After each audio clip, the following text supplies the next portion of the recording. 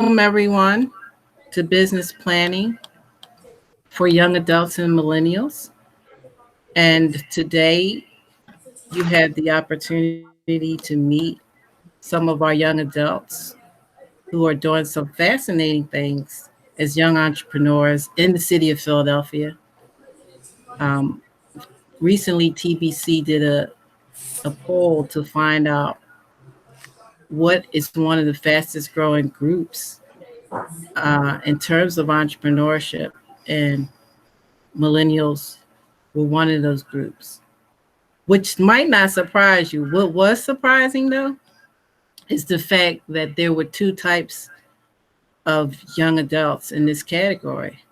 There was the one that is the dreamer, not necessarily have a good handle on finances, but know they didn't want to work for anyone else. And then on the other spectrum, there was the entrepreneur, the young entrepreneur that had to still have dreams and um, desires to be entrepreneur, but they were more stable. They are looking at owning a home, building wealth, and scaling up their business. So no matter what end of the spectrum you fall on, what we hope you get out of this discussion is, as a panelist, we hope that you take some nuggets from our subject matter expert on building that wealth for your future. And if you're a participant or a stakeholder with TBC, we hope that you gain some insight on some of the awesome and amazing things that our young entrepreneurs are doing in the city of Philadelphia, which can help us stay mindful of making sure they have a place in Philadelphia, because they're our future and we want them to have the same contract opportunities that everyone else has. So with that being said, I'd like to introduce who our panelists are going to be for today. And first, let me introduce myself. I'm Pam Rich-Wheeler with the Business Center for Entrepreneurship, and I'm the executive director. And last year, we hit a milestone. We turned 20 years old. And on the panel today, I'm going to introduce them in the order they'll be going in. We have Noah Gansallo with NXG, which is a production company. Then we have Serene Watts of Press by Serenity. And then we have Melissa Young from Mass Strategies, as well as our subject matter experts, Ron Williford, and I'm hoping that Judith Exantus joins us shortly. So I'm going to ask for each one of our panelists just to share a little bit about their business and what they see as their next steps, and if the Business Center has been instrumental in that process, share that, or how we can moving forward. And we'll start with Noah. Cool. So my name is Noah Gansallo. I started a business. I started multiple businesses, but this is the one that I'm like kind of really set in at this point, which is NXG. It's a production company and a music company based around an artist called NXG. And so for me, like, I think what was unique about this business for me was that I viewed it, instead of like a musician and like an entertainment company, I view my business as a startup that does music. So instead of looking at it as, oh, you know, like we're in the entertainment industry, it's like, no, we're still just a regular business. Like the product is the music that we're selling. The product is the merch that we're selling, the services that we're rendering to people. And I think that was something that was provided. Well, I was able to do that because of my experience in the Youth and Money Camp, and like my experience working in like web and tech startups as well. But because before this, I used to do web design. And so to even ask if the business center has been helpful in this process for me is kind of like a funny question, because they're the people who trained me to think in this way. So like, yeah, I think it's like a no-brainer. And how they've helped me recently is sort of in taking my business or just growing my business, is because I feel like in every startup's journey, there comes a point where you're just looking for like an investment or like a good amount of money so that you can begin to do things that you can't do with your own like the budget that you have available. Basically, you're looking for more resources. And the business center has been extremely instrumental in connecting me with people who are looking for businesses to invest in. And then on top of that, actually preparing me to be attractive to those people, because like the way, like, for example, for me, among my artist friends, like I am the most business oriented. Like I'm the one who's like, yeah, like we need to be tracking our money. We need to be doing this, that, and the third. But it's being the big fish of a small pond, because a lot of artists aren't business savvy. So it's basically like saying I'm the most athletic of my non-athletic friends. It really doesn't mean anything. So what I really needed was I needed people to help me, go through my finances, create like a business plan from that, create budgets from the money that I was bringing in. And the business center was extremely helpful in doing that, and prepared me for some of the investor meetings that I've had and the future ones that I will be having. And I mean, I actually didn't even tell you guys this, but yeah, the meeting went pretty well. They want to meet with me again. They tore apart my financial projections, like destroyed them, and was like, this is not viable in the financial field. But we recognize that you tried your best with what you had, so we're willing to give you the resources that you need to actually communicate to us. So I have another meeting with them whenever we finish the financial projections. But these are things that like I wouldn't have been able to do without the business center, because I sort of had no knowledge in this thing whatsoever. Yeah, I'm just really grateful to them for everything that they've done for me.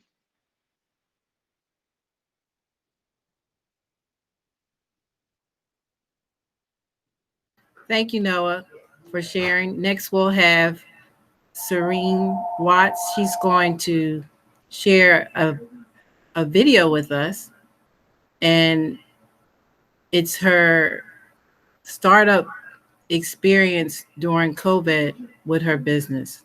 So she's taking into consideration not just starting her business, but how she has to manage it through the COVID process. Okay. Hi, everyone. My name is Serene, and the name of my business is Press by Serenity, and it's a custom press-on nail business. I've always really been into like the DIY type of things, and I just wanted to incorporate something that I love into something that I can also profit off of. And Youth and Money Camp really helped me with like the structure of my business. Like I like to think that I'm a very ambitious person, and there's like so many different routes that I want to go down. And being a part of the Youth and Money Camp for like the past couple of years has helped me like structure everything in a way that I know is going to work out, like with my business plan and everything of that type. So for my video, would I share my screen or would you do it on your end?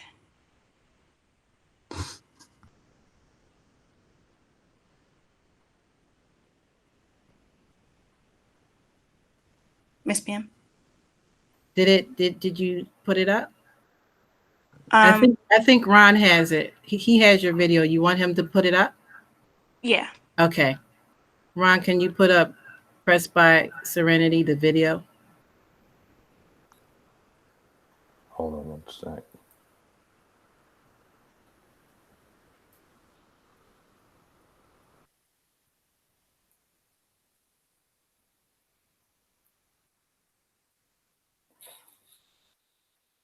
My program is...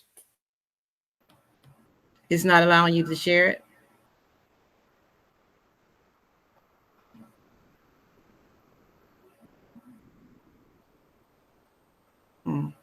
Now it looks like Ron is frozen. Are you still there, Ron?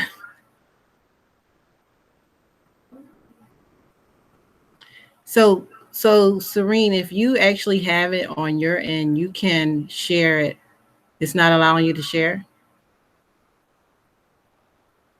It will automatically accept. You don't have to, we don't have to share, press the share button. Let's see, Ron is calling back in.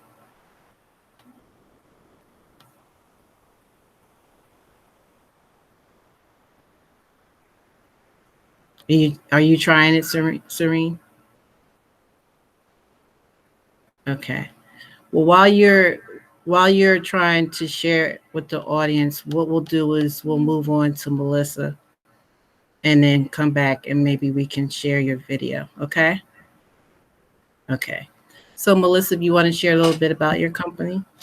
Sure. So my name is Melissa Young. I am the founder of Mass Strategies. We're a creative blend of resources for strategic communication needs. So we do everything from brand management to creative campaigns to social media management, brand revitalization, strategic communications, all those great things.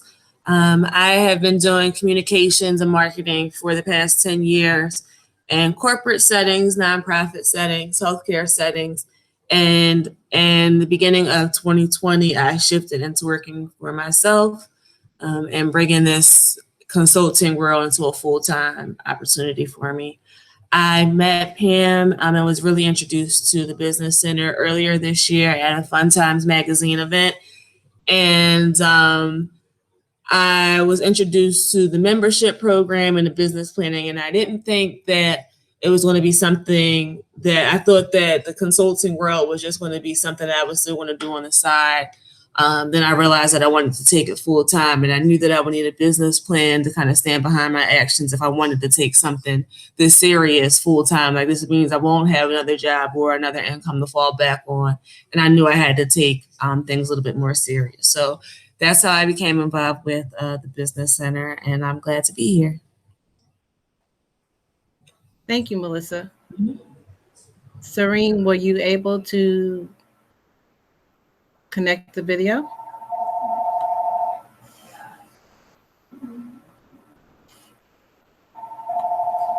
It's still not connecting?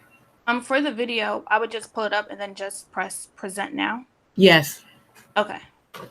Okay, great.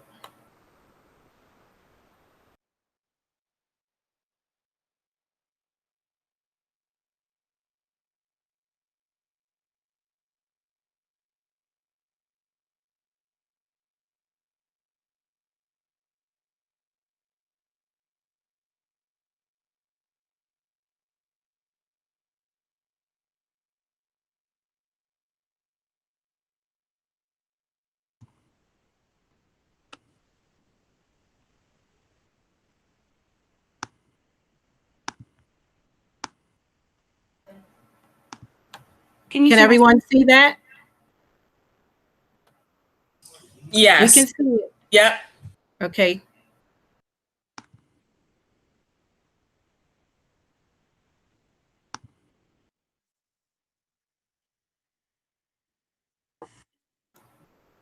We can't hear it though.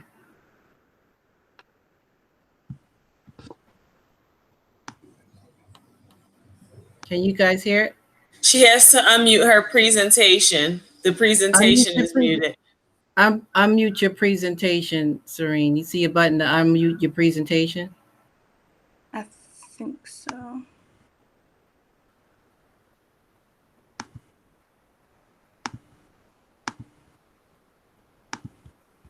And it looks like you stopped presenting, right?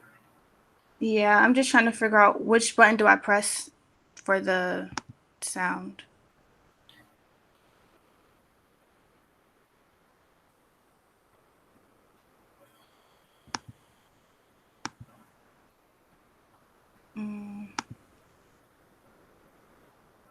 Okay.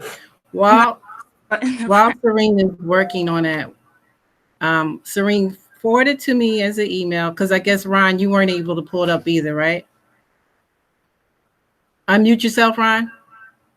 No, I wasn't able to pull it up. Okay, forward it to me as an email, okay? Okay. And we'll try again later. But right now, let's move on to the next segment of our presentation. The audience just heard from 3 businesses. We're going to go back to Serene, and I guess you could share some of what we were going to see in the video, as a, just verbally, and basically your experience in setting up. What were some of the key things that you learned about setting your business up during COVID, and just tell them what your business is.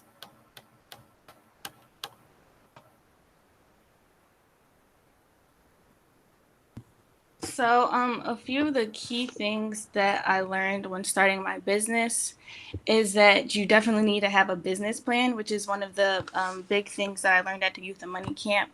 And that's just starting up your business, thinking of the name you want, why people would come to you, what you would make unique about your business, your startup, your budget, and then you have to set goals for yourself. So, you're not just doing it just to do it. Like, you need to have an end game for it. And my business is a custom press-on nail business.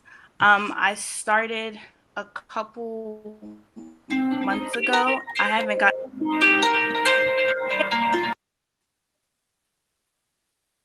I've been focusing on school and stuff, but I've been working on promotions, marketing, because I am a mass communications major at Lincoln, so that also helped me too. So I'm just working on trying to brand myself and appeal to my audience, because also knowing your audience is very important. And what else? I've also been using YouTube as a way to help promote it. So my video was what I learned building my business. Originally, my business was going to mainly be like me working in person with the people, like doing acrylics and stuff, but I had to kind of change up what I wanted to do in the direction because of COVID, and I knew that I still wanted to do nails, and this was just a way for me to continue doing that, but also safely. And yeah, that's about it.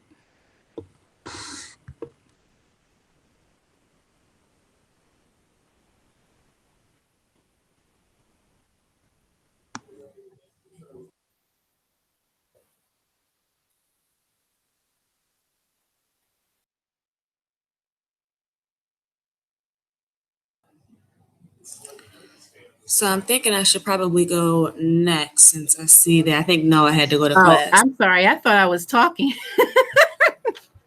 Let me repeat myself then. Thank you for sharing, Serene, with your business. And I wanted to recognize the fact that Bernard Williams is on the call. He is our board president with TBC. So welcome, Bernard. And what we're going to do during this segment, now that we've heard from the 3 businesses, and Noah had to drop off, Noah Gansallo, who mentioned that he is now seeking financing from TBC. Before I introduce Ron Williford, I wanted to emphasize the fact that he actually has met with the CDFI, which is a community development financial institution, and they are beginning to have discussions about financing his business. So we're really excited about that. And Ron is just going to share some key things that not only should somebody think about as a business, but what they should think about as a young business who's trying to scale up. So I'm going to let him share that now. Good afternoon. As Pam had mentioned, I'm Ron Williford. I'm actually with Philadelphia Financial Consultants, and it's a business that I help people with their finances. So the first thing you want to do as far as a business, I know we all have a concept, we have a name, but the biggest thing to grow your business is to know your numbers. And in order to know your numbers, you have to put together a business plan. And the key component of the business plan, in many cases, are your finances. So putting together a budget, figuring out, first of all, what your personal budget is. What do you spend each month? I kind of go backwards. I take a look at what your expenses are first. You have your rent, your utilities, those type of things. So we come up with a number. So then that becomes your base number that you need to meet each month or each year or each quarter. Then you work backwards, take a look at your business and say, okay, I need to sell what in order to meet that budget. So if it's 5,000 and if your units cost $50 a piece, then that means you need 100 units per month sold in order to meet your budget, your base budget. And then you work backwards again, do all your market research, look at your market and figure out how to get to that customer base. And then, you take it from there. The budget, you need to, keep it as simple as you can to start. Make it easy. Look at your income versus expenses. And then that's how you know you're going to make money or not going to make money. And the bottom line is you got to know your numbers. So going back to working your business. So if you need 100 units per month, that means you may need to talk to 300 people. You need to get in front of 300 people. So that's where the marketing drives everything else. And then to meet your number, you actually got to know your numbers. So I kind of work backwards in developing a financial plan. And it's very important to know your numbers. A lot of times we're so caught up in the business that we forget that, we're spinning our wheels. We might not be making the business. Also, as a lender, I'm going to take a look at your books to see if you're actually making numbers, see what your projections are, and see if this business is viable, whether it's worth me investing or me lending you that money to continue. You want to have a business. If you're really into the business, you want to have a business that's sustainable. A lot of things in consulting businesses over the COVID situation, we found that a lot of folks didn't have the financials in place. So that when it came time to get money, we would ask them, well, what's your gross revenue? Some of us didn't know the gross revenue. What are your expenses? So those things are key as getting funding to take your business to the next level. And that's what I had.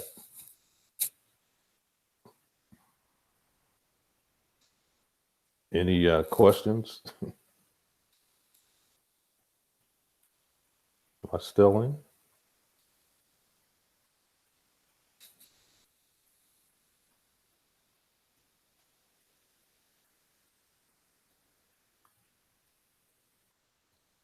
Thank you, Ron. You're welcome.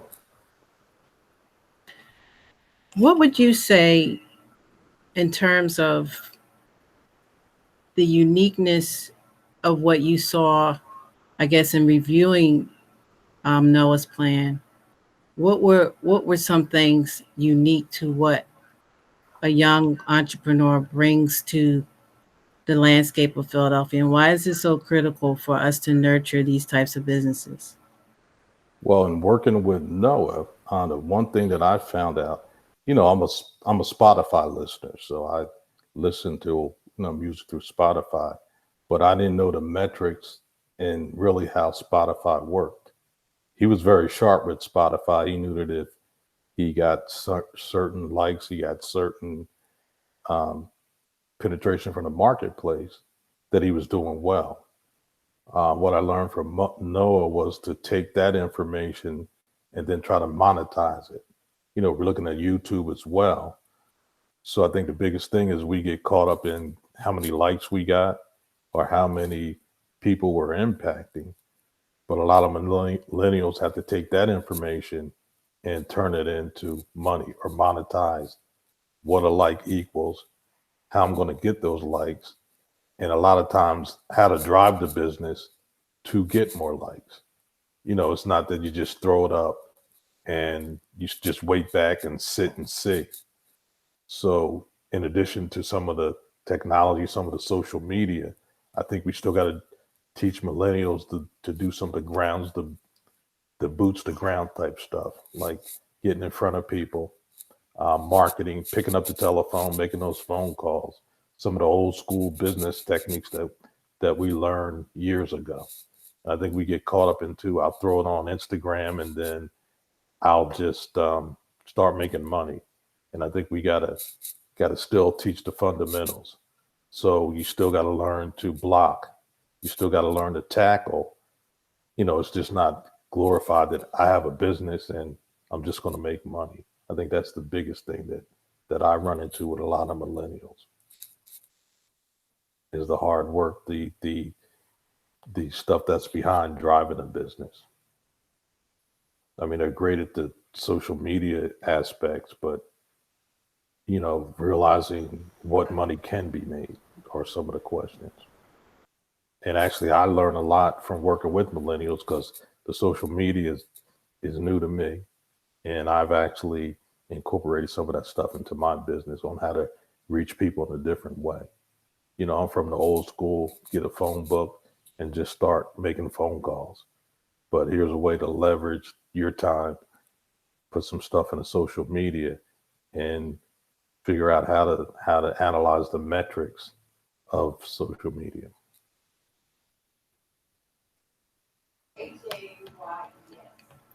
And this is a question for Bernard, since we have some legal input today. I got a question from a business professional. He said, you have your young entrepreneurs and you have your really young entrepreneurs that are selling cakes or that are, selling things that people are eating. At that level, what type of protection or considerations, or when do they need to start taking their business seriously, so to speak? I mean, they may think they're just selling lemonade outside of their homes, to get started as a very young entrepreneur. Or if somebody's just selling, Serene is in college. She's doing this as a business that she's starting up. At what point does she have to get serious and start thinking about legalizing everything? As soon as possible is the answer. There's an African proverb that the best time to plant a tree is yesterday. The second best time is today. And the same is true of legal protections when it comes to operating a business and running a small business. So the first thing that any entrepreneur should do once they either have a product or they have a service and they're ready to go to market is that they should form a separate entity, whether that is a corporation or a limited liability company, otherwise known as LLC. I don't want to go into a long lecture about the differences between the two. But what I will say is that whether you form an LLC or a corporation, either one of those entity types will give you liability protection. So I think that should be done from day one, and that will protect you just in case, worst case scenario, there's a lawsuit or something goes wrong. That'll protect you and insulate your personal life from any damage that affected the company. The last thing you want, particularly when you're young, is to have a personal bankruptcy on your record that's going to stay with you for the next 7 years at least. While you're trying to build credit, get a house, do all the things that you're going to want to do probably over the next several years. So rather than putting yourself in that position, as early as possible, make sure that you get that separate entity set up and then operate everything through that entity. I appreciate that, Bernard.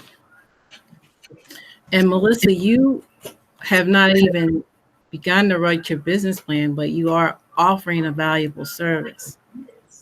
So when you think about the top 3 reasons why you now, and you have some major clients too already. So when you think about the top 3 reasons why you're putting the pen to the paper and making sure that you are making it official, what does that realization feel like, and why have you now, why are you moving in that direction? Mm-hmm.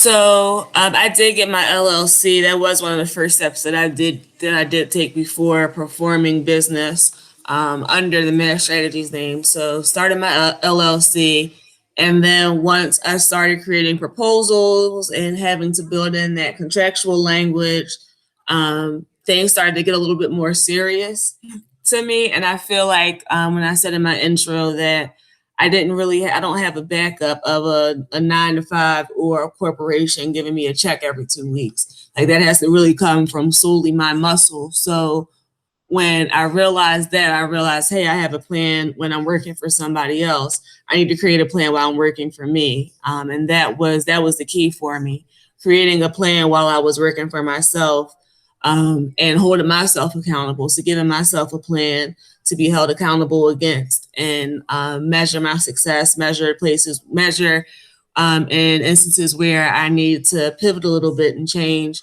my courses to reach my goals. So really putting goals on paper, whereas the reason, and giving myself a metric or a baseline on my performance, knowing that I'm performing, giving myself that annual evaluation, that annual employee evaluation that you're so used to getting from other employers, evaluating myself.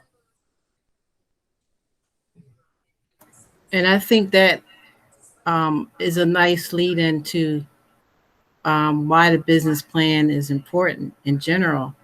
And I'm just going to ask Ron, I guess from a financial standpoint, and just as you try to do your projections, can you give us some key reasons why the business plan is important in general?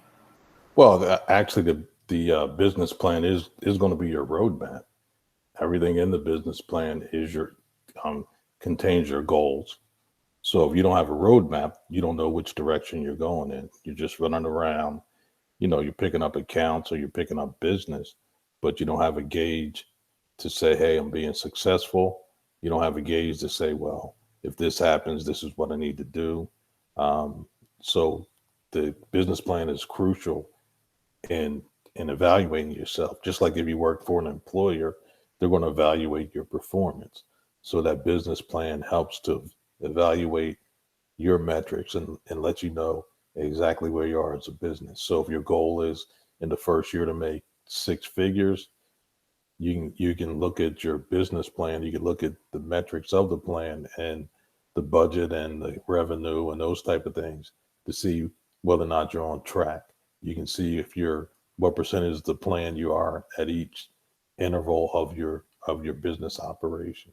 So it's crucial. I mean, it's your roadmap pretty much, and it keeps you on track, and it helps you to measure your goals.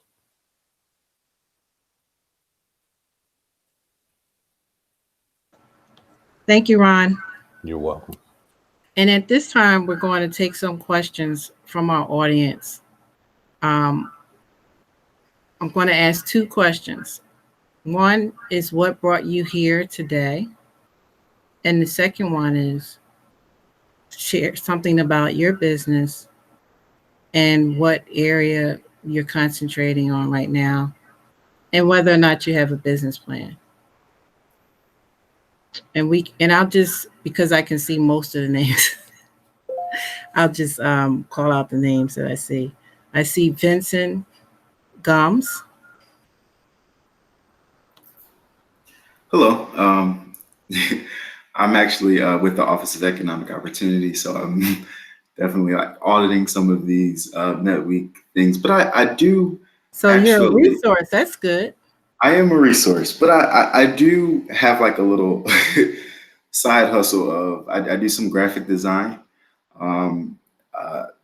Just it's really on the side. I've done flyers. I've put together shirts and different things like that. So I'm not really operating as a business. It's more of a hobby. And I don't know if I'm supposed to ask a question here or not, but like, what do you guys think about that? Like taking my hobby and making it into a formed business. I'm guessing just by listening that I probably should do that, but I don't know quite the steps just yet. First of all, that's a great question, because that's how a lot of businesses start. They start as hobbies, and they start as something that you have a passion for. I remember when I used to work at DuPont many moons ago, and I was in the lab, and there was a flyer on the wall that said, find something you like to do and you never work a day in your life. So it normally starts as a hobby, and it normally starts as a passion. But I'm going to let Ron expand on that, and Bernard, if you want to chime in, or even Serene and Melissa, with when he should change that hobby or move that hobby from a side hustle to a real business. Well, I think the part of starting it as a side hustle gives you the opportunity to build that passion for your business. So in the beginning, it's not all about the money. I actually started in business back when I was in college. My mom needed someone to do her taxes for her. So the person that did them had gotten sick. So I went and I got the H&R Block. This is pre-computers. I went and got the H&R Block manual and memorized it. I was able to do my mom's taxes, found some write-offs for her. And that's how I actually launched, and I started getting referrals for that business. So that's how I actually started my tax preparation business. But I think you start the side hustle as a passion. And if you're not in it for the money, then you start making money.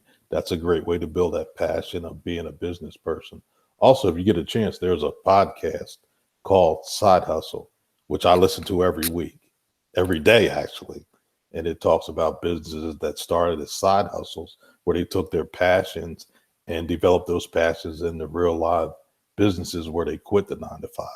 The luxury that you have now is you have a 9 to 5, and it can result into something else. So you don't have to worry about paying the bills, so you can build that passion into the business. And as you see it grow, I would definitely recommend setting up to be a legitimate business. And it also gets a little tricky in terms of like when you can do something full time and when it should remain a side hustle. I know some of the things that I did before I left my full-time job is I made sure I didn't have a car payment. I paid off all my school loans, because one of my, I guess, parameters for if I could do this or continue to do this is whether or not I didn't want my credit to be jeopardized. A lot of times people will run up their credit cards and, use that to start their business, and their credit is all messed up. And Right. You need your credit to buy a car. You need your credit to buy your a home, to buy many major purchases. So you don't want to mess up your credit. And then if you have a supporter or if you have a spouse, because somebody has to be still working full time while you're just starting up. Because when you're just starting up, guess what? You're normally operating at a loss, but your passion will continue to drive you until you can break even. And that supporter, whether it's your spouse or that dear mother or that dear auntie that believes in you or that dear friend, will, when you need them, and hopefully you won't need to contact them every week or every month, but occasionally you might need this financial support.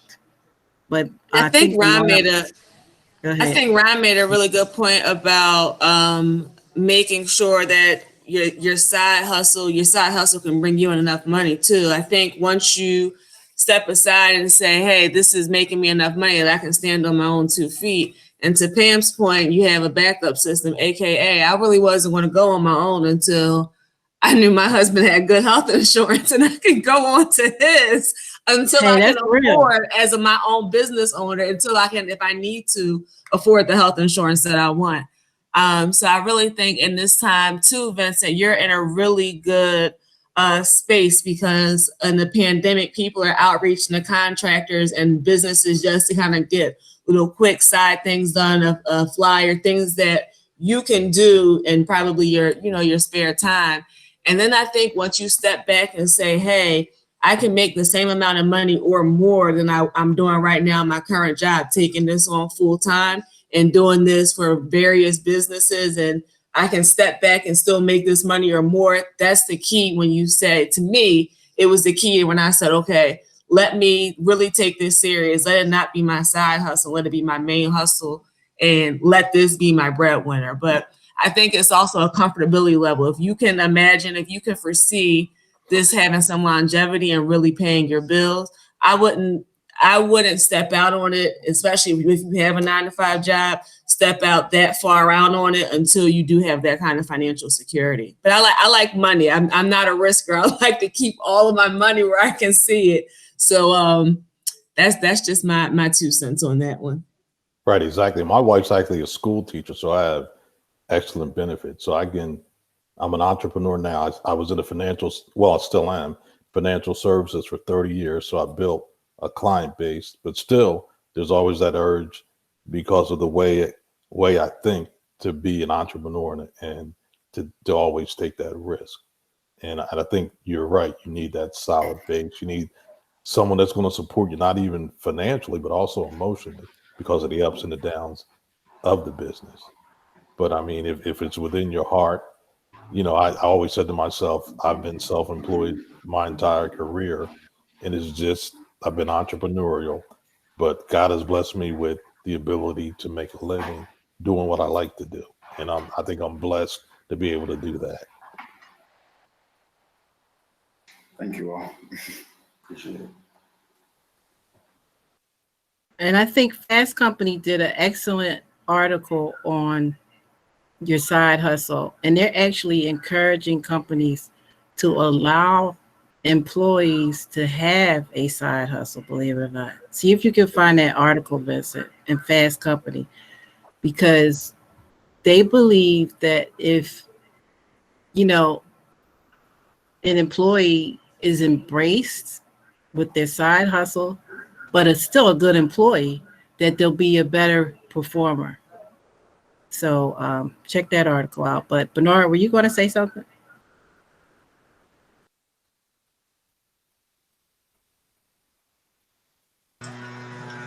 I'm so sorry. I was, but now there's the landscapers are doing something in the back. So I'm distracted, and I don't want the landscaping noise to fill the webinar. So I'm just going to go back on mute. Somebody's mowing the lawn behind you too? Right behind me, like right in my ear. Mowing the lawn day. Melissa has somebody mowing the lawn behind her as well. I closed all of my windows except one. It must be mow the lawn day. Well, let's move on to the next person. And I also want to acknowledge, I think I see the phone number of my ex-boss from DuPont. Al Gray. Looks like he has joined us. So welcome, Al, if that's you. I think it is. Who's also my dear friend. So we were moving on. We didn't get past Vincent. Who was the next person that can share with us while you're on the call? I see Angie. If you wanted to share your business and why you're on the call today and how you hope to move your business forward.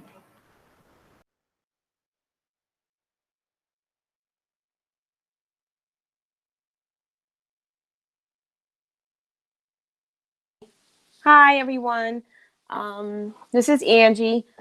And I'm grateful to be on these calls. This is my first time really participating in a lot of virtual meetings, and being that it's our new norm, I'm just glad to be a part of, experiencing a different way of going about things when you want to pursue a vision and you want to move forward in your life.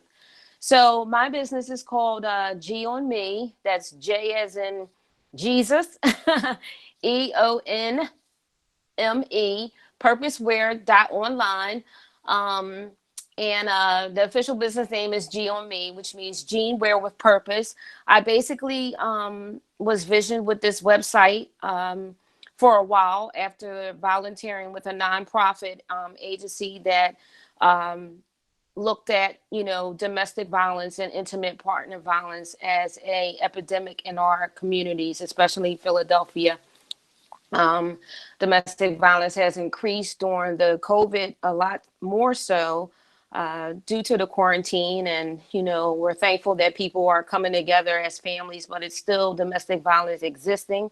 I don't want to just talk about domestic violence. I also want to end it globally. So my website is directed in terms of jean purchasing, and I designed the jeans to intertwine a piece of delicate fabric within. That delicate fabric represents a unified stand against domestic violence and intimate partner violence. And so basically we're uniting to say that we take a stand against it. And like I said, that's the bulk of what I'm trying to do. It's an online business, but it's home based. So I'm trying to find out every avenue that I can to make this become, a household name, so to speak. Because like I said, if you haven't been through domestic violence, you probably know of someone who has. And so it's very important to me that we don't silence people who have not only been victims, but have been survivors as well as overcomers. So thank you. Thank you, Angie, for sharing that. And that is a way that people start business and there's still a passion in another way because it's meaningful work and you were driven to do it, creating something positive out of something negative. But still the common theme there is that you have a passion for what you're doing and that drives you to do what you do. Is there anyone else that would like to share? I'm going to try Serene's video in a few minutes again that we weren't able to share earlier. I see a lot of phone numbers. Let's see. Gitano Hayes, would you like to share? Sure.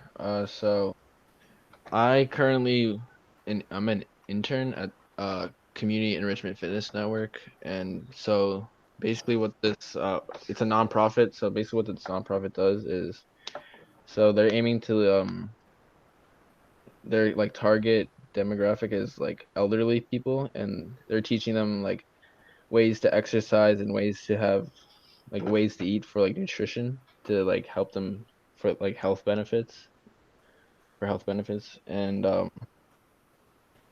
so then they have events where they invite all these elderly people from homes or wherever they come from, and they sell tickets, and then they have demonstrations of how to cook certain foods, certain exercises. Then they also have doctors come and talk about certain health issues, like right now, the pandemic that we're in, like COVID-19.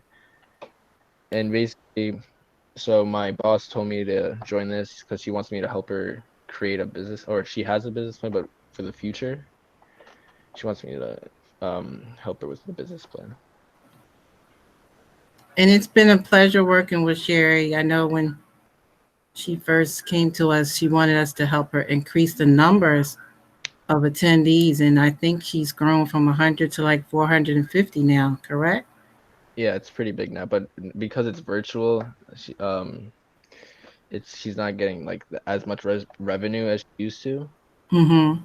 So it's kind of tough. She's trying to figure out ways to make like money and all that. And so like recently, or like today, I was researching a product line, and so hopefully the workshop that we're doing on Friday in terms of social media strategies would be helpful. So hopefully you can tune in. And that one is at 1 p.m. as well. And it's a free workshop. Tiffany, would you like to share what brought you here today and if you have a business? Hello, everyone. My name is Tiffany Coleman. I wasn't prepared to speak, but I literally like the end of like thought of a business.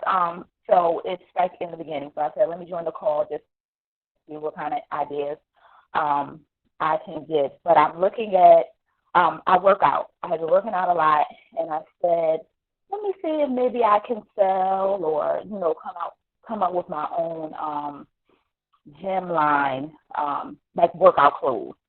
So that's kind of where I'm at right now. Like I said, I literally just thought about it last week. So I'm in, the beginning stages of, just trying to talk to different people just to kind of see if it, is a good idea and just to see, where I should start.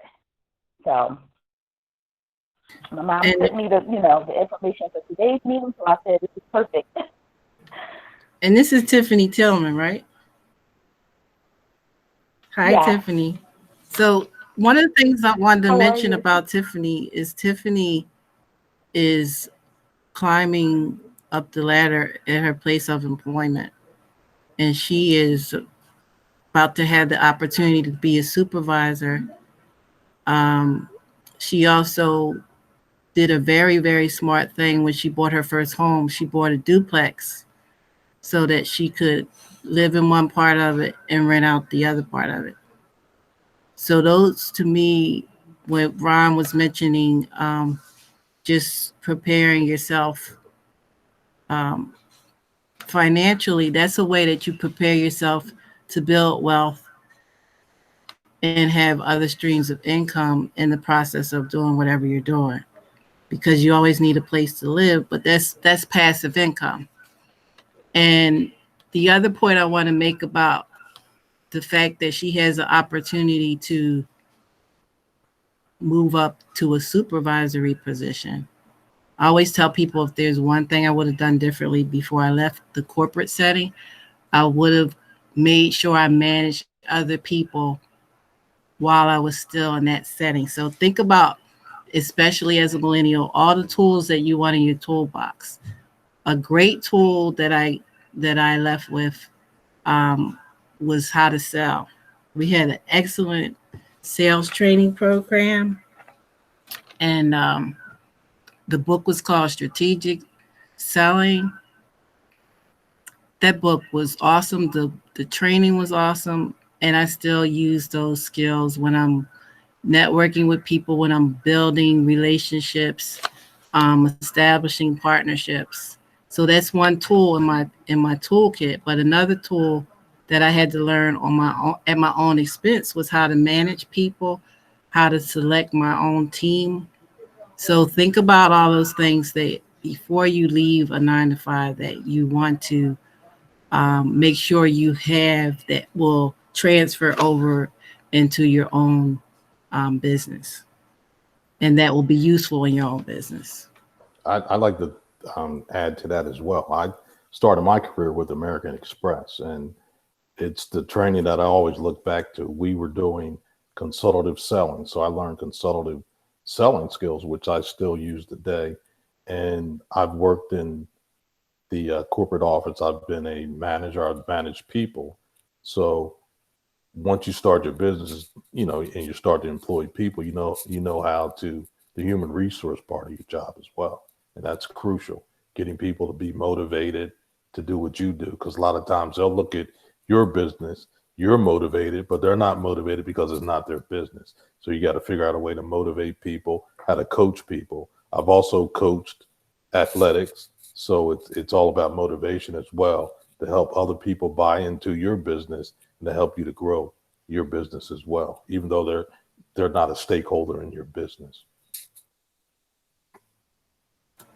So earlier we were trying to share Serene's video on starting a business. I'm going to try to share it now. It did not work earlier through her email. I'm going to try to share it now through my email.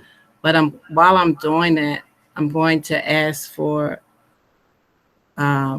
Tandalea Robinson to go next.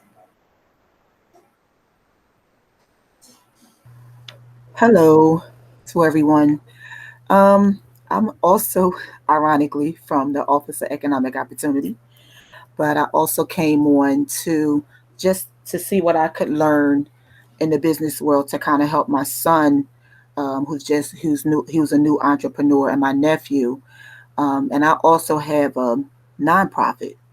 So I also wanted to see how I could kind of create a business with the nonprofit that I had, but to get out of it maybe like a for-profit business, because as many of you know, with a nonprofit, if you don't have any money coming in, it's really nothing there. So I was trying to find a way to help sustain my nonprofit by creating a for-profit that will also serve the same purpose as my nonprofit.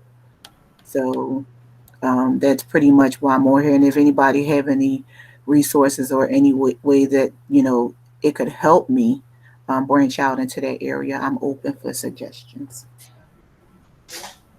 Well, we have two people that could speak to it on this call. Okay. We have Ron and we have Bernard. Okay. You said you want your for-profit to support your nonprofit? Yes. Okay, so I'm going to let them speak to that, and then we'll see if this video will open up for us. Ron, do you want to go first? Sure. So you have a not-for-profit, and you're looking to go for-profit, or you're looking to have something to support your nonprofit? Yes, I'm looking for something to support my nonprofit.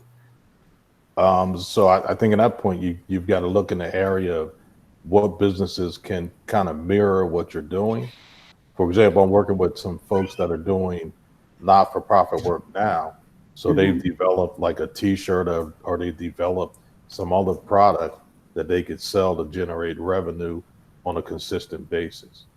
So if you look at in that respect, some type of item, some type of service, like a regular business that you can help to support your not-for-profit. For example, let's say you set up a food business, you might say, okay, for every plate of food or every platter that I sell, $5 goes towards a not-for-profit.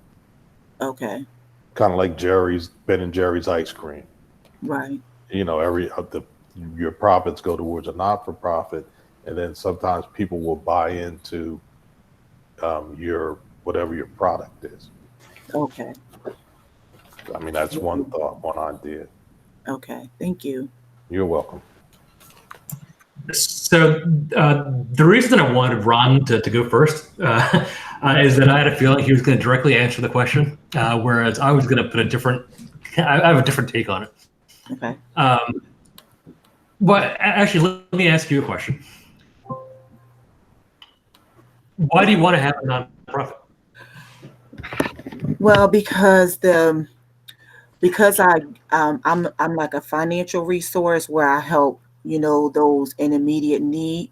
So I'm constantly giving out, finances. And in order to do that, unless I get grants, I really don't have anything to kind of sustain me, to keep me leveled. Whereas if, I have a client that I need to give financial resources, so I need to have somewhere where I can draw that finances from to be able to help, support that person or those individuals.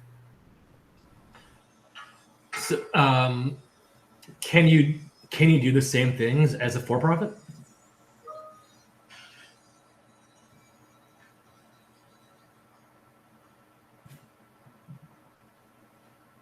Am I still on? He asked the question, can you do the same thing as a for-profit? But let me take her off of mute. Okay. With technology, I never know what yeah. I'm sorry. I thought you could hear me. Go ahead. Which, in the sense of, what do you mean? Doing the same thing. So you described what your objective was. What your objective is for your nonprofit. Are you able to do the same things? Let's pretend that you didn't have a nonprofit. Could you do the same things with a for-profit? I could, I guess the idea that Ron gave me, I could probably do that under the nonprofit, but I was trying to create another business, so to speak, and maybe, like he said, a certain percentage of that business will go to support help create revenue for the nonprofit. So right.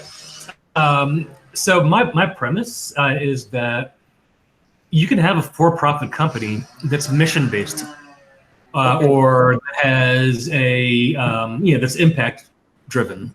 You can accomplish the same kinds of things in many cases with a for-profit that you do with a nonprofit. The difference is that you might be able to make money in other ways also, and there are other operational differences of running a for-profit as opposed to a nonprofit. Correct. But if you did it that way, you wouldn't have to worry about running two different entities. Okay. You could focus everything into one entity. Okay. And to because the nonprofit is the main business, Mm-hmm. and that's pretty much how I got started, is the nonprofit. But I was just trying to create ways to generate. So you saying I could continue with the nonprofit and still do the idea that Ron said of, maybe like creating products where I can sell. Is that, am I understanding what you're saying? Is that correct? So you could do that. Yeah, that's one option. Okay. The other option is to convert your nonprofit into a for-profit and do other things to support the mission through that same company. Right. Okay. So the downside is that you wouldn't have nonprofit status, but the upside is that you'd be able to do a lot more in terms of generating revenue. Right. And you wouldn't have two different entities to run. Right. Okay, that's something to consider. I'll consider that. Thank you. And one of the things that we do in the business planning courses, we do feasibility studies so that you can also analyze what's the typical way that someone starts that type of business. Is it a for-profit or is it a nonprofit? Because that's also important to know for whatever industry it is. Is it typically set up as a for-profit or nonprofit? And for that matter, is it normally an LLC? Is it a, sole proprietorship? Is it a, partnership?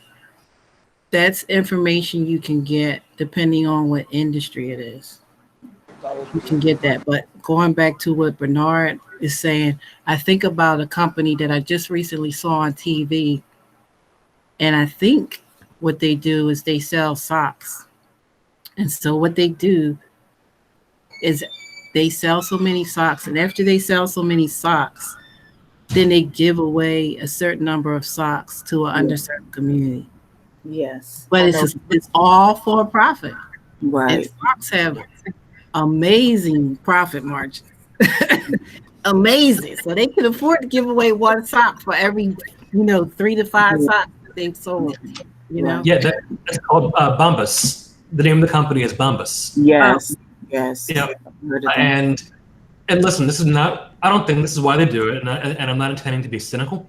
However, the ancillary benefit of them being mission-based is they can use that in their advertising, and it makes people a lot more interested and enthusiastic about support than somebody would be about a different sock company.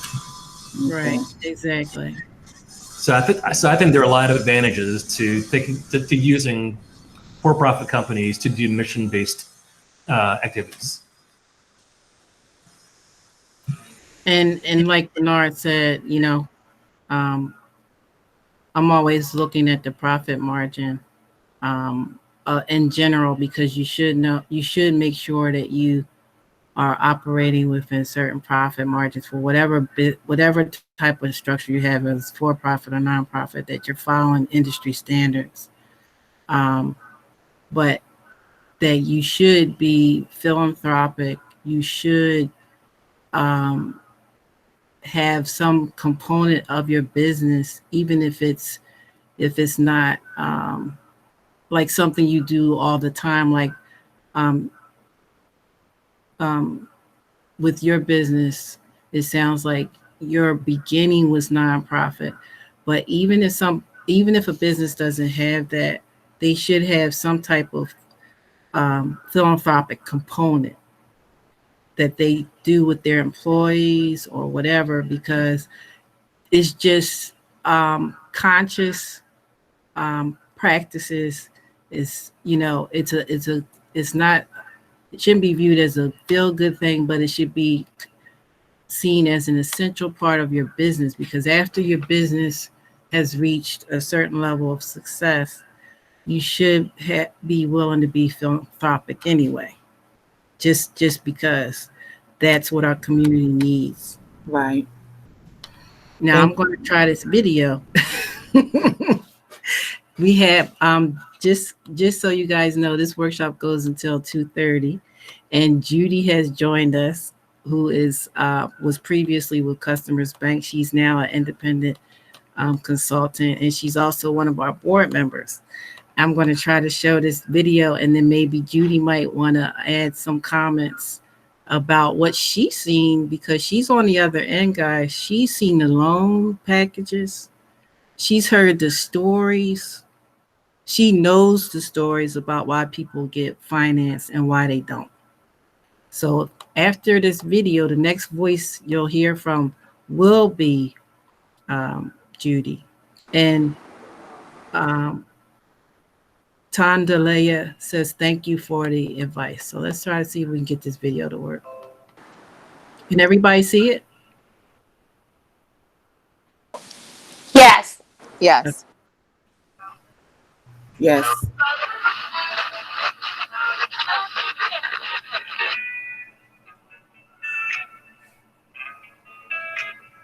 Okay, she told me to speed it up to a little bit. Okay, there we go. Oops, what did I do? Okay, go ahead. Make sure you comment, like, and subscribe, and share with your friends. So for this video, it's a little different than like what I usually film. Like, this isn't a tutorial or anything. It's just me. You can still like fast forward it. Forward it a little bit. Okay. About what I've learned and gained. Tell me when to stop. You can go to I think 324. Okay. Okay. The first thing when starting a business, the most important thing ever, is to have a business plan. Just a business plan. And a lot of the things that are on my list, I just wanted to shout out, there is this youth and money camp that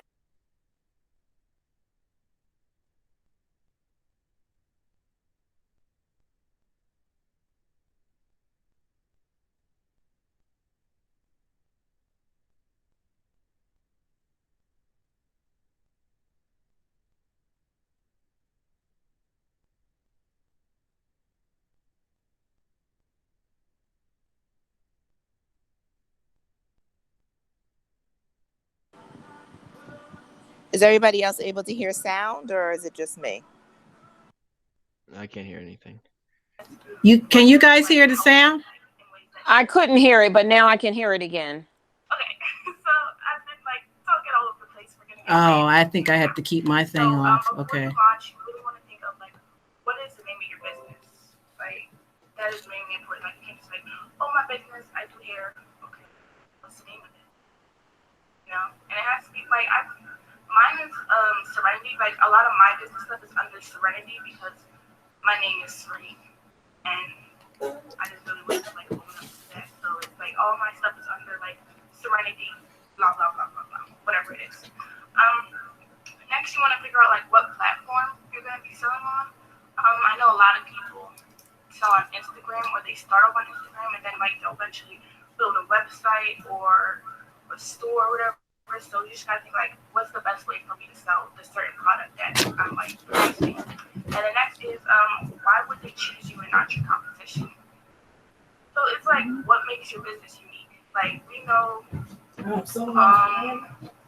well, I'll just use my business. Like, I know tons of people are doing custom press-on nails, and like, I'm not the only one. Like, there's hundreds of people, and it's like, what's gonna make me stand out?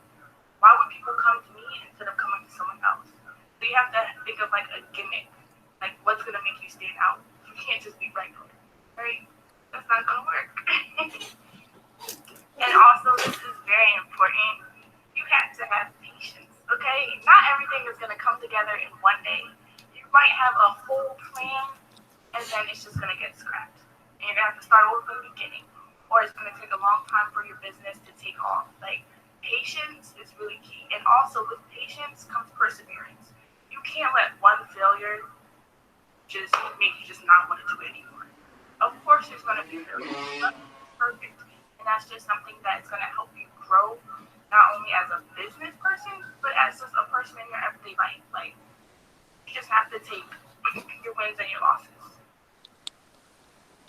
And you also have to figure out what is like your business aesthetic. Like, what do you want the feel of your business to be? Like, you want it to feel like earthy and welcoming, or like glamorous and high class. Like, so I would say, like, for my business, I do press on nails. So like, my business is kind of girly. It's girly. I like pink and gray and glitter, and that's kind of like the feel of my business. So like, what's the feel of your business? Like, yeah, you know what I'm saying. I think you know what I'm saying. Okay, so that's like the before, the planning stages or whatever, and then this next portion is like getting started. Like, your business is up, you got kind of what you want to do together. So you just have to figure out all the materials that you need to start up your business, like everything, down to how many pens you need to write down your stuff. Like, materials are everything, and it's great to organize all your stuff. And I have that written in, what's wrong? I had that written in my book, all the materials I needed for my nails, like the packaging, everything for the packaging, the nails themselves, the nail polish, the tools to paint the nails, all of that is all written down. All the prices and everything is written down. And you need to set a budget for like how much you want to spend. So like, if you want to use $500 to set up your business, you can find stuff that will fit into that bracket, because budgeting and controlling your money and how much you're spending and how much you're taking in is really, really important. You just can't be buying all over the place without looking into anything. That is really important, and that's going to hold your business together. And then next, you need to build your website or your social media page. Excuse me. So I feel like a lot of people, they do start off on like Instagram or I don't know what other social media people use for like their businesses, but you want to build up that page. So like, you can have somewhere to go for a reference of what your work looks like and how you can like keep people updated on what you're doing. So I don't have an Instagram page for my nails yet. I do have one for my hair business, but I use I was supposed to say Spotify. I use Shopify to make my website. And again, like how I said, you need to have patience, and like sometimes you're gonna have to start all it over from scratch. I started off building my website on Wix, and I was so hyped about it, and I was so proud, and I spent like weeks building it. And then I found out that for me personally, for like the products I'm selling and how I want my website to look, Shopify was the better route. Sorry guys, better route for me to go. So I had to scrap everything I did on Wix and start all over on Shopify. And in the end, I was actually really proud of the website that I created, and I actually liked it even better than the original. So it's okay to start over and not like what you have at first, because I am low-key a perfectionist. Like, I don't like when stuff isn't perfect, and I don't like when I don't get stuff right the first time. So with this business, it's kind of helped me like come to terms with like, not gonna act like that, you know? So I didn't stop until I was satisfied with what I produced. So it takes time for that. Also, you need to figure out the best prices to like a lot of you're satisfied with like working. So like, if you're like working for 8 hours on like one product, is $100 or $50. Like, are you going to do that to help you? But also you have to look at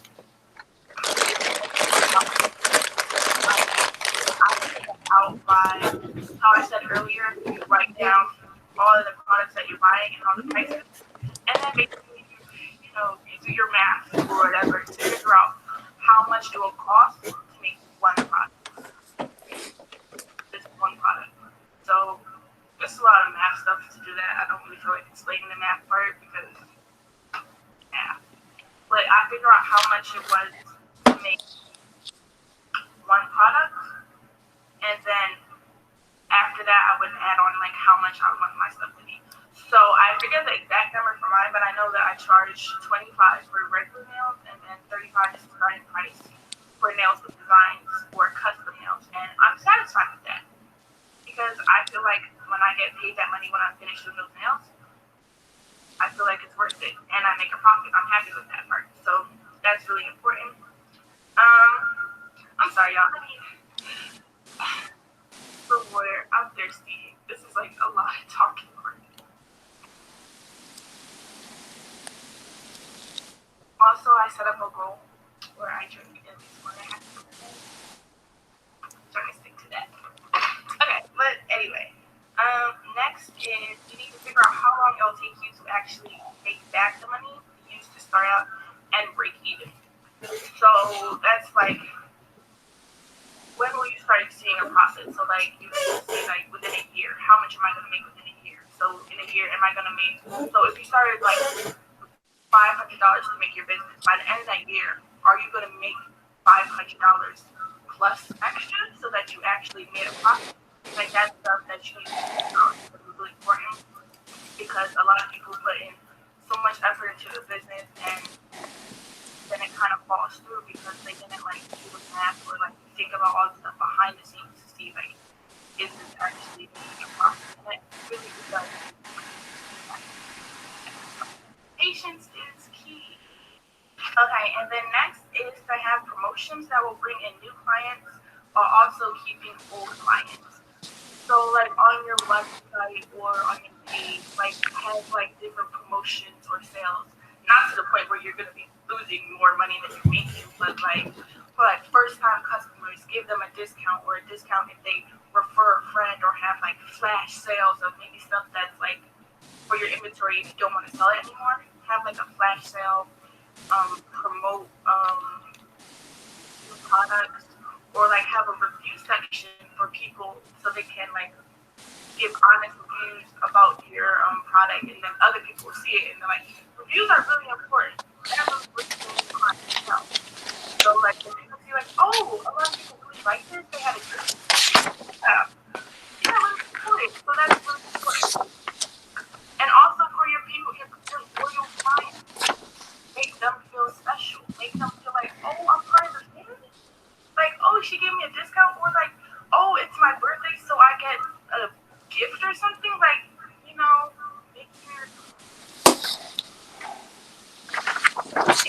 And then next, okay, yeah, important. Have policies put in place.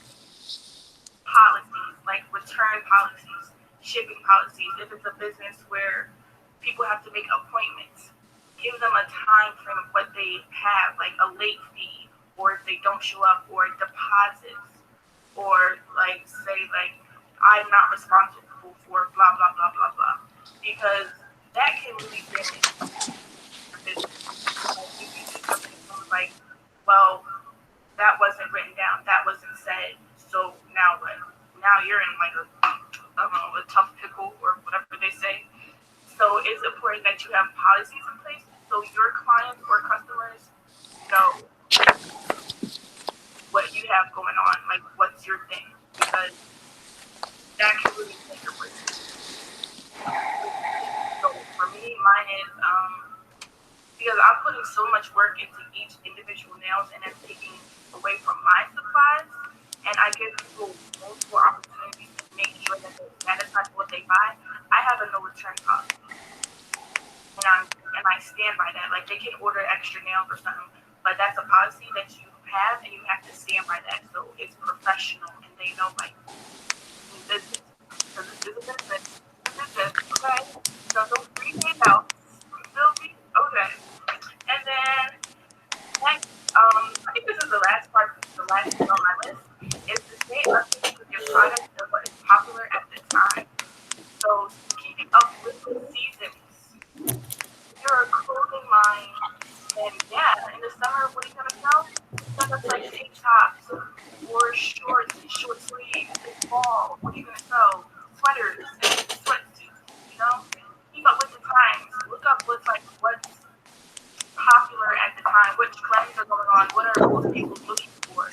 You know, you have to fit the needs of people, like the demographics, the geographics. You have to look into all of that to grow.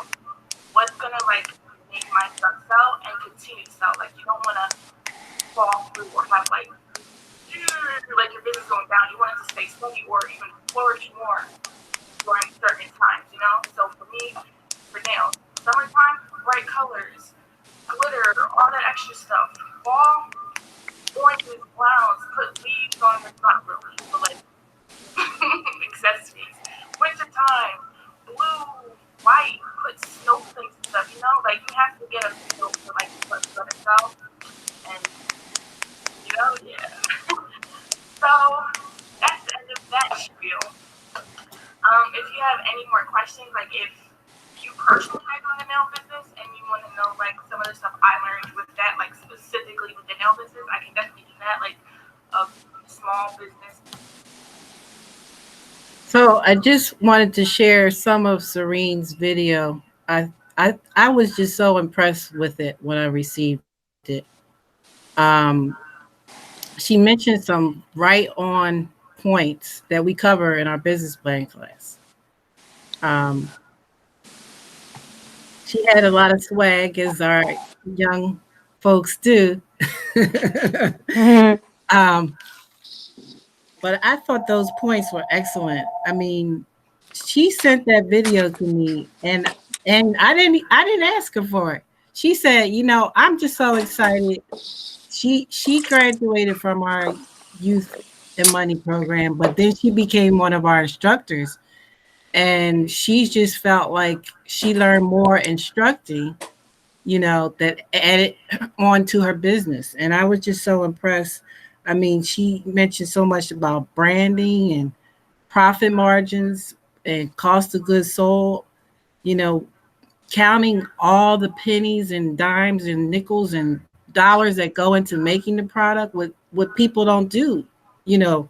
So that is all important in forming the profit margins and figuring out how to price the product so you don't undercut your prices and over, you know, spend too much on the overage and expenses. So kudos, Serene, for putting that together and sharing that with your network. And thanks for allowing us to share it today. I'm going to ask Judith to share some closing comments with us in regards to what we should consider when we're going for a loan, and maybe what millennials or young adults in general should keep in mind as they build their business and build a career.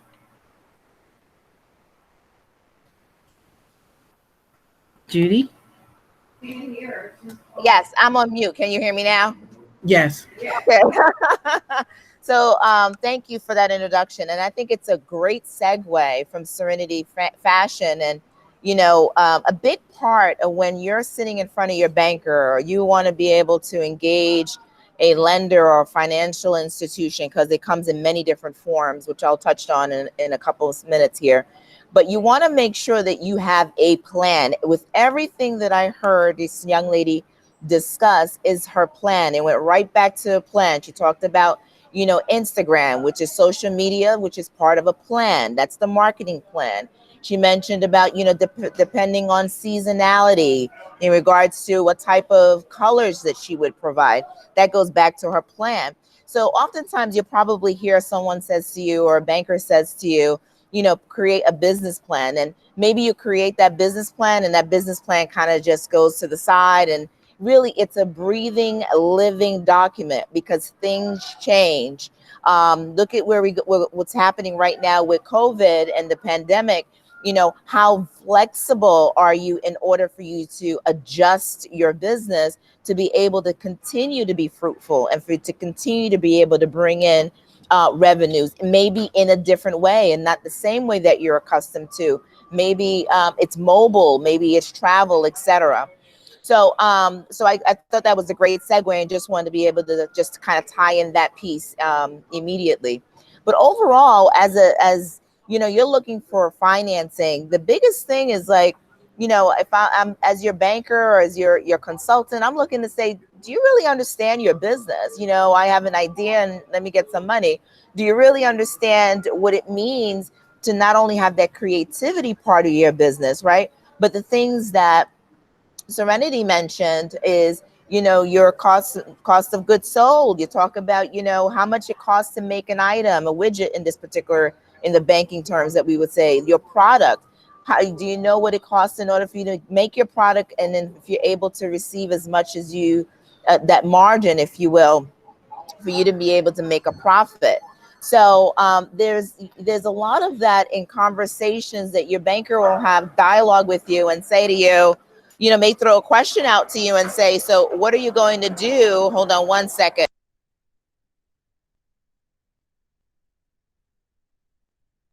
So what do you do? Sorry about that. What do you do if this happens? And, you know, I've gotten, you know, people's faces, they look like, you know, deers in headlights. And they're like, what do you mean? That just shows that you're able to think not only in the now, right, but in the future. And what is your plan? What's your 2-year plan, 3-year plan? Where do you expect this to go? Your business plan also shows if you want to be able to talk to an investor, or you want to be able to get someone else to be part of your business, it shows that document. It's not enough that it's in here. It's also important that someone could be able to see it and to be able to read it, and it helps to memorialize it for you. So overall, when you think about financials, you know, we look at to see your business entity. What type of form is your business entity? Whether it's an S corp, a C corp, an LLC. You know, you have an EIN number that's tied to it. And one of the common misconception when applying for a loan is like, you know, my personal credit is not that great, but my business credit is new. So that, you know, when you're looking to be bankable, if you will, with the bank, and we're looking at your tax returns, your personal financial statement, which is also known as a PFS, your personal credit does come into play. You know, gone are the days back in, I don't want to date myself, but those years ago, where you could just apply for a loan and it's just under your business tax ID number. Your personal social security number is also pulled in. It's not going to show up on your personal your personal credit score, your credit file, but you will be the guarantor if you own at least 20% of the business in the event the business is unable to pay, which is a lot of a misconception to a lot of people that are applying for loans and saying, you know what, I just want to be under my business credit. Oh, we're going to look at your business's history with whatever information we're able to find through LexisNexis to DMB to your business credit, but also your personal credit score is an important part of your overall package. So I urge you to, you know, reach out to like the business center that can help you. I know this young lady just went through the entrepreneurship program. Go through a CDFI, go through SBA, a lender, a consultant, to help position yourself in order for you to be able to package yourself in a way for you to become bankable, and also have the opportunity to be able to get that line of credit for working capital or loan, maybe for equipment, etc. Thank you so much, Judy. And we are at 2:31. And so I would just like to end at this time and thank our panelists, Noah Gansallo, who had to jump off and go to take his midterms, and Serene Watts of Press by Serenity, Melissa Young from Mass Strategies, Ron Williford from the TBC Consultants, as well as Philadelphia Financial Consultants. Also Bernard for your contribution today, who's our board president, and he's from Company Counsel, LLC. And last but not least, we thank Judy Santos, who is is our vice president of our board. And there is one last question, and I'm going to just ask this question because it could benefit somebody who's sitting here that I just noticed in the chat. And it's one question, so if you guys don't mind, I'll share that and then we can close out. Angie asks, if you're placing your label on a product that has one, like for instance, most jeans are made for someone and their label is on it. If you are placing a side label, can you do that without any issues since you are adding to the accessory but not changing the jean per se? So, Pam, this is going to be a bit of an anticlimactic end. I don't know if you saw what I wrote, but I mean, the real answer is it depends. It's complicated. Okay, well, we have Angie's email, so we'll connect you to. So, just make sure real quick, if anybody has any specific questions about their legal matters or legalities affecting their business, it does really vary depending on the facts. So I'd be happy to help if I can. I put my email in the chat if anybody wants to reach out to me. And then quickly, Angie, it depends on how much you're altering the product, and there are copyright considerations as well as trademark considerations, as well as consumer protection considerations.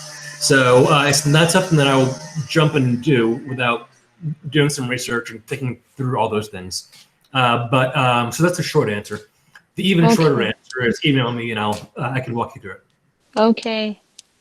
Okay, thank you. Will do. And I just wanted to mention that we do have a business planning course that starts at the end of this month. We'll make sure that everyone who's present here will receive the information in case you would like to construct your business plan or you'd like to have one-on-one coaching for a specific component of your business plan. And we also like to thank our supporters, Santander, the Commerce Department, PNC Bank, Power Up Community College, State Farm, Customers Bank, WPFSI, Beach Capital, Laborers Local 332, Wells Fargo, and our state representatives and city council persons who help us get the word out. And thank all of you for your participation. And please go to our website for all the information we talked about today, which is thebizctr.com/calendar. You'll also see all the information for our event on Friday as well. So we thank you again. And enjoy the rest of your week. All right, everyone, make it productive and successful. Yes, yes. Thank you again. Thank you. Thank you. Thank you. Bye-bye. Thank you. Thank you. Thank you.